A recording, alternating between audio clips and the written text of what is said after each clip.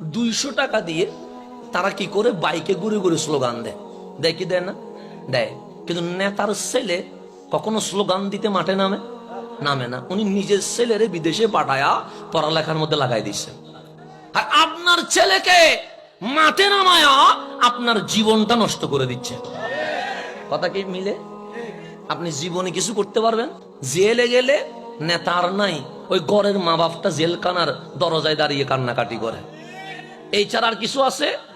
নেতার পিছনে ঘুরে দেখলেন 200 টাকা দিয়ে সারাদিন কামলার মতো খাড়ায়, কিন্তু বিপদে পড়লে পাশে পাওয়া। খেলোয়াড়ের পিছনে ঘুরলেন, খেলোয়াড় সেলফি তুলতে গেলে 2-4টা তাপ্পড় দিয়ে দেয়। আবার অনেকে নায়কেরও ভক্ত আছে না? নাই আছে। ইউটিউবে দেখবেন শাহরুখ খানের একটা সাক্ষাৎকার আছে, ওনাকে উপস্থাপক বলছে পুরা ওয়ার্ল্ডে আপনার ভক্ত আছে, ভক্তদের ব্যাপারে আপনার অভিমত কি?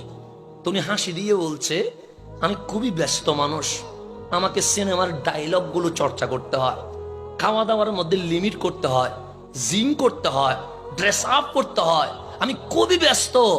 99% সময় আমি আমাকে নিয়ে ব্যস্ত থাকি। আর আছে কত? এই 1% যেটা আছে এটা আমার ওয়াইফ, সন্তান আর খুবই আপন মানুষ, ওদেরকে নিয়ে ভাবি। এই ছাড়া ভক্তদের নিয়ে ভাববার আমার কোনো সময় নাই। এটা ওনার সাক্ষাৎকার, ইউটিউবে দেখে নিতে পারেন। তাহলে নায়কের পিছনে ঘুরলেন, নায়ক বলে সময় নাই। খেলোয়াড়ের পিছনে ঘুরলেন, খেলোয়াড় তাপ্পড় দিয়ে বুঝিয়েছে আপনার কোনো মূল্য নাই।